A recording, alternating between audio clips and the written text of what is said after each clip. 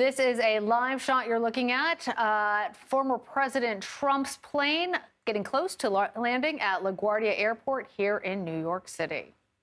The former president, as we saw just a few minutes ago, got into his plane, which is known popularly as Trump Force One. It's valued at about $100 million, a Boeing 757. The former president is due to land and perhaps go to Trump Tower, where he will remain, according to reporting from CBS News, until he has to show up tomorrow for his arraignment at a New York City court. We want to bring in now CBS News national correspondent and our fellow co-anchor of the midday, Errol Barnett. He is there outside of LaGuardia as we are seeing the former president's plane land right now. Errol, tell us, officially on the ground in New York in about 5 seconds, what is the situation like there at LaGuardia? What are the security concerns? What are you seeing and hearing? Lana and Lilia, this is a significant moment as we watch President Trump's private aircraft as a private citizen, what his team had described as Trump Force One leading up to his time in the presidency, landing and returning back here in New York as Donald Trump faces justice. The security situation here at LaGuardia is a strengthened posture from the Port Authority police. Secret Service agents and their vehicles are already on the tarmac waiting for this aircraft to arrive at the private terminal. And from here, Donald Trump will then transit for about 30 minutes to his old former home at Trump Tower, the place he famously in 2016 or in 2015 announced his campaign for the nomination, and ultimately which made him win the nomination and won the White House.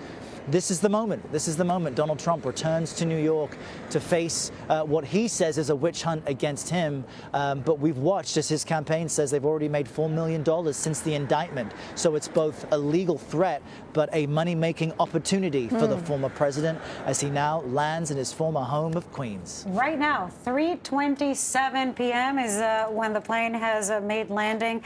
Errol, you have been there near LaGuardia for several hours today. What can you tell us about security measures? We know that NYPD officers were all told to be ready for deployment in uniform. This started last week. We know that there's coordination with the Secret Service, but what does it look like there on the ground? How's security and how are those preps for the tour? I mean, for the travel between there and Trump Tower ahead this afternoon? That's right. Well, I'll give you a kind of the lay of the land a bit. Here at LaGuardia, I'm at Terminal A, which is its own kind of offshoot from the rest of the airport. So there isn't a ton of airport traffic where I am. In fact, that plane is so close to where I'm standing, I can hear those engines just in the distance. So the president taxiing not too far from where I'm standing. Mayor Eric Adams here in New York said earlier, and you broadcasted it live on the stream, that there would be rolling road closures during Donald Trump's time here. Remember, he's just landing here in the city to face the indictment tomorrow, see the charges, and then he returns to West Palm Beach. So he really is coming in and then exiting the city, taking every step to minimize disruption and security threats as possible. The city also making it clear there are no specific or direct threats that they're aware of, but they are also aware of the heated political rhetoric in the country. One pro-Trump supporter drove past us not too long ago and shared a number of expletives, as well as his support of President Trump and his dislike of President Biden. The city knows that. They know that there could be some very vocal pro-Trump supporters. And so we don't believe there will be road closures between here at LaGuardia and Trump Tower, but we also don't know which specific route the president will take. The Secret Service has already mapped this out to minimize disruption, but we do expect the president will leave LaGuardia, head onto the BQE, the Brooklyn-Queens Expressway, and then make it over to Manhattan and Trump Tower. So we understand there'll be limited disruption, but we're all about to watch this unfold in real time right now. Yeah, and the mayor actually said, try to use public transportation if you can, because even, there's some road closures and there's just going to be a lot of traffic looking ahead at people wanting to either show their support or the opposite of that. Yeah, it was interesting hearing Mayor Adams say we're not a playground for people to misplace their anger. New York City is homes for many people. But as you say, Errol, it wouldn't be the first time that New Yorkers heard some expletives out on the street. Remind our viewers, however, the real substance behind these charges. We haven't seen the indictment released yet, so we don't know the specifics of any crimes that he's being charged with. But tell us more about the payments to Stormy Daniels and what what's behind that in terms of potentially some criminal misconduct. Yeah, I think it's a really great question because there are so many legal threats the president faces. It might be first important to say what this is not. This has nothing to do with January 6th and the insurrection at the Capitol. This has nothing to do with potential election interference in Georgia as it relates to the president asking for additional votes. And this has nothing to do with classified documents being discovered at the president's West Palm Beach home in Mar-a-Lago. This is all connected, we understand from CBS sourcing, to payments that were made before President Trump won the White House. While he was campaigning, it was alleged, and his lawyer, former lawyer and fixer Michael Cohen, has admitted as much, that there was an affair between the former president as a private citizen and an adult actress, and he didn't want it published, he didn't want it publicized, and effectively paid off that actress to not speak about it. Michael Cohen says as much, and the ways in which the Donald Trump campaign for president, according to documents, allocated those funds, they were described as reimbursements for a whole slew of reasons, none of them moral. It is against the law to misrepresent how campaign funds are being used. That is likely at the center of this case in Manhattan, being brought by the district attorney. And because of the witnesses that have been called, we've seen Alan Weisselberg, who was running the Trump Organization. We've heard of Mr. Pecker, who was at the National Enquirer, a tabloid. We've heard Michael Cohen as well, his former fixer and lawyer. Effectively, it's possible that that action, that illegal action, which would have been a campaign finance violation, could be upgraded from a misdemeanor to a felony if it's connected to other crimes related to those business practices. So again, we won't have this confirmed until Tuesday. We won't know for sure, but this all centers around the activity Donald Trump performed as a private citizen while he was running for president. At that time, he was based here in Trump Tower in New York, and that's why those chickens in some ways are coming home to roost. This has nothing to do with what he did as president. Those other cases continue, Lana and Lilia, but that's why this moment is so remarkable. We are about to watch former President Trump return to New York. These will be his final moments moving before he is at Trump Tower and heading to the courthouse on Tuesday. So just really a remarkable moment we haven't really seen before. And we are watching every aspect of that. Our viewers can see the Trump plane on the tarmac there at LaGuardia, where our Errol Barnett is also following everything for us. The ground crew in place, having just moved the stairs up to the plane. We expect to see the former president disembark at any moment. While we are doing that, we also want to bring in CBS News political director Finn Gomez. He is in West Palm Beach. Finn, obviously being down there, you are seeing something different and hearing something different perhaps from what Errol referred to with that Trump supporter and what he had to say here in New York City. Tell us just about the mood there in that very red area where the former president has made his home. Yeah, what we are seeing is a very vocal and growing amount of supporters who have gathered around Mar-a-Lago, who gathered around before the president, along the airport before the former president took off from West Palm Beach to New York. Supporters of his waving flags, singing songs, chanting signs that had pro-Trump support, very representative of his MAGA-based supporters, that 20 or 30% of the base of the Republican Party that support the former president. In most recent national polls, you see the former president, who is also a 2024 candidate, really be at the top of the heap at this stage, this early stage of the 2024 presidential cycle.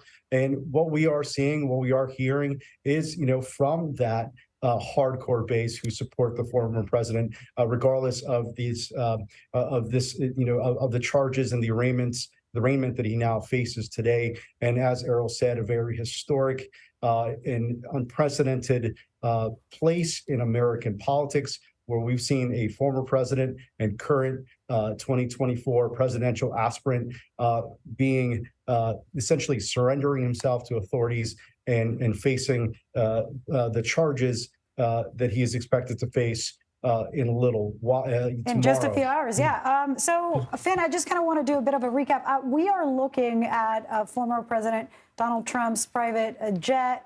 It made landing. We saw a group of people descend. I am assuming the former president was there. To be honest, the shot is a little bit far away for me to completely identify. A lot of men in suits with briefcases. So, I mean, it could be Secret Service. The former president could be there. I'm sure we're going to see telephoto images a little bit later. So I'm not sure if I can say that he has actually stepped onto New York land or not. I believe that might have just been Secret Service. We're still waiting for him to come down. But let's talk, Finn, because you have been covering this extensively and know all the tidbits about it, about the legal strategy.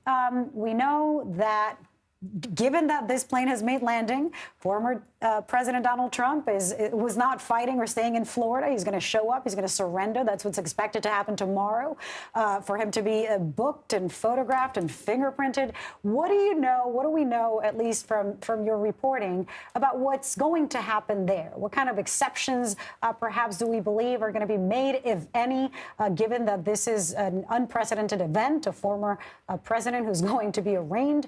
And also, just talk to us a little bit about the legal strategy as we continue to see people coming out of the plane and await for the former president to walk out. Yeah, absolutely, Lilia. One thing I would want to add is that those who are traveling with the president, I was in Mar-a-Lago earlier today as part of the political poll covering his departure, and who I saw were some of his top senior advisors who were joining him, Chris LaCivita, Susie Wiles. Those are essentially his campaign managers, if you will. Also, Jason Miller, his senior communications advisor, and some of the other folks that advise him that are traveling with him. But to your point, while this is the first time that former President Trump is facing and will be arraigned and processed tomorrow under this criminal investigation. This is not the first time that he has been involved in cases and legal cases. In fact, he's quite has the reputation over his years and prior to politics of being very litigious and being very involved in lawsuits against him and himself. Filing lawsuits against multiple people, somewhere around a really exorbitant amount of lawsuits that he has been involved in. And one of the strategy that is really he's known for, if you will, Lilia, is attack and delay, and essentially attacking his legal opponents, if you will, and then delaying the legal process. We will see if that is in fact the strategy that is seen here as well. But he is well known for that strategy of attack and delay. We've seen him attack not only the Manhattan DA, Alvin Bragg, who's behind this investigation, but also the judge in the case. So what you're, and by doing that also, Lilia, the other side of this is that he's inflaming and encouraging his political supporters to back him. And we have seen that. We have seen some of that evidence in the data that's been presented in national polling, where that base has come up and supported the former president and current 2024 early frontrunner, if you will. Yes, historic indeed. In fact, the only other time that a U.S. president has ever been arrested was actually Ulysses S. Grant while in office. He was speeding in his horse-drawn carriage, but said that the policeman who arrested him was right to do so. Not getting the same reaction, though, for former President Trump, and it's definitely a different level of severity of these alleged crimes. I want to bring back in our colleague, Errol Barnett, who is there on the ground in LaGuardia, watching things develop. At an earshot. Within earshot, yes, of the former president's plane. He could hear those jets as they were landing. Errol, has the mood shifted now that the plane those doors have opened and some of the Secret Service, potentially some of the lawyers for the former president, have now disembarked? Well, certainly no horse-drawn carriages here, Lana, but as we watch these live pictures, these aerial shots of the Secret Service coming out the rear of the aircraft and some of the luggage equipment approaching, we understand that Donald Trump may just be moments away from walking down those steps and entering those special Secret Service vans, which are on the tarmac. We counted about half a dozen or so, fueled up and ready to bring him from here at LaGuardia to Trump Tower. And viewers should understand what we're watching here is Donald Trump getting closer and closer to having his mugshot taken. I mean, that's the bottom line. These charges that we know about will result in him entering the courtroom as any other private citizen would have to do, and he'll be booked. There will be a mugshot of Donald Trump, and he's getting much closer to that moment right now. Yeah, we heard Michael Cohen. The mood here is still the same. Just on that note, Errol, we heard Michael Cohen, his former attorney, and then turned against him, saying that that mugshot in particular was, according to Cohen, Trump's nightmare. And it's something that we don't know we'll get to see, or when. If and when, that's really up to the court. We keep trying to guess around here at which point the former president is going to disembark, Errol. We keep seeing a little bit of we'll certainly movement. know. Yeah, I'm watching those same pictures with you. We'll certainly know when Donald Trump is in the motorcade, because everybody will get together and move quite quickly. The wider shot showed you there's about a dozen vehicles encircling the aircraft right now. But when you make the point about this mugshot, and even some Trump supporters saying, hey, it should be printed on T-shirts, and oh man, he's going to win the next election because of this. Keep in mind that Donald Trump is already proving himself as capable of making money from all these controversies. Just a few weeks ago, while he was in Waco, Texas, which was the last time we saw this aircraft in motion for a campaign rally, Donald Trump released a song called Justice for All, performed by a group he described as the J6 Choir. The January 6th Choir, and the song was effectively a group of men singing the Star-Spangled Banner interspersed with Donald Trump saying the Pledge of Allegiance. And Donald Trump at that campaign rally told the audience that it's available on all your streaming platforms and you can download it now. So that's just one example of the president using a case against him to make money. And as I've said earlier, his campaign says that they've raised more than $4 million since this indictment was announced. Which is not as much as in his last time campaigning. I mean, he used to be a lot more effective, raising tens of millions in a short amount of time. But Errol, tell us a little bit. What do you know about who's around him or who's supporting him, perhaps who's traveling with him, besides, of course, the Secret Service and the, I'm sure, group of attorneys? We know about at least a couple who've been doing the media rounds. And what do you know about their plans ahead of tomorrow's arraignment?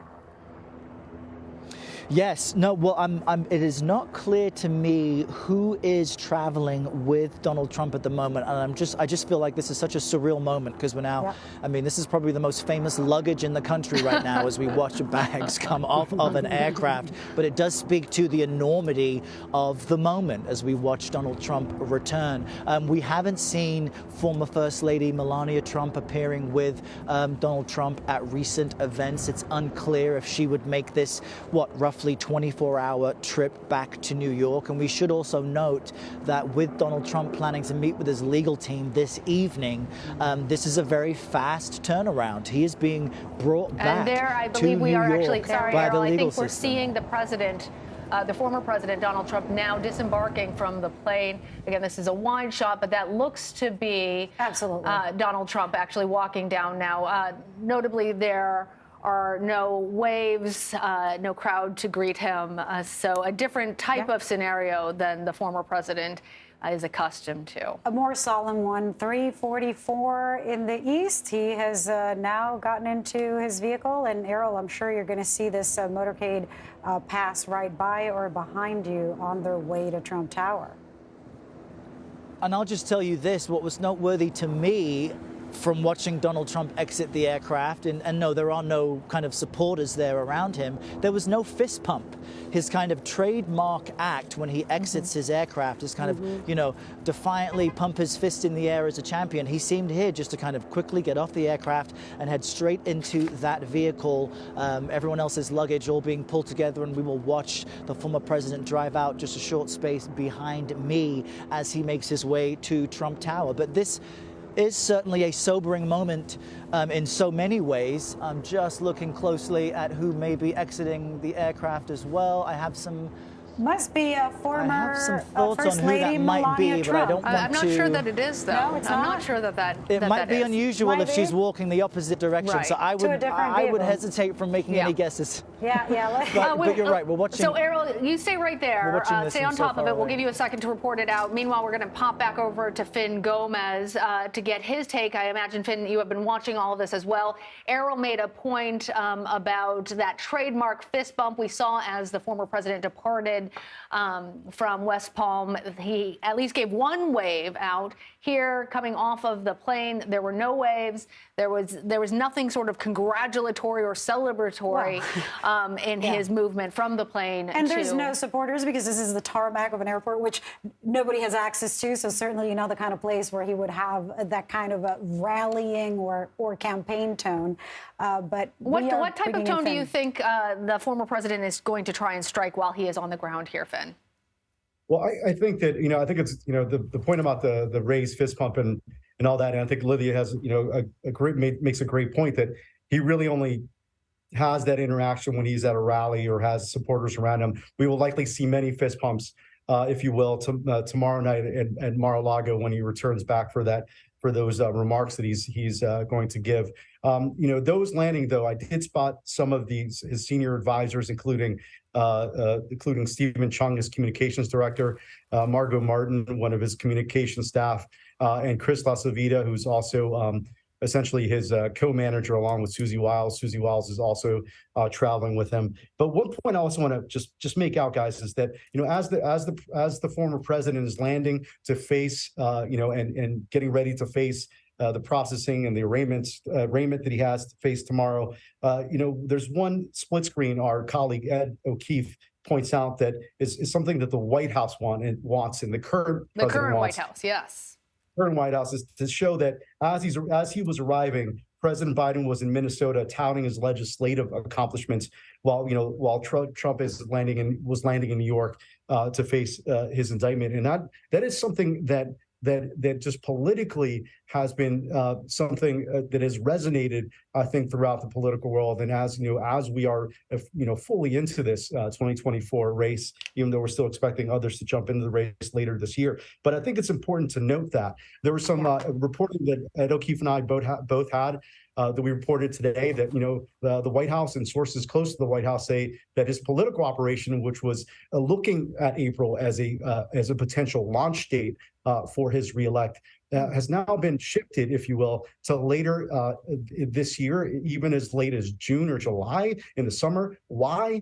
In part because of this. In part because of this attention that the former president is getting. In part because the former president, who's leading most national polls, is also fighting and squabbling with his closest, his nearest rival, who hasn't even jumped in the race yet. That's Florida Governor Ron DeSantis. So what you're seeing is this contrast between the former president and the current president, and it's something this current White House very much wants. And Finn, we want to pop back over to Errol as we see the president's motorcade starting to move where he is at LaGuardia.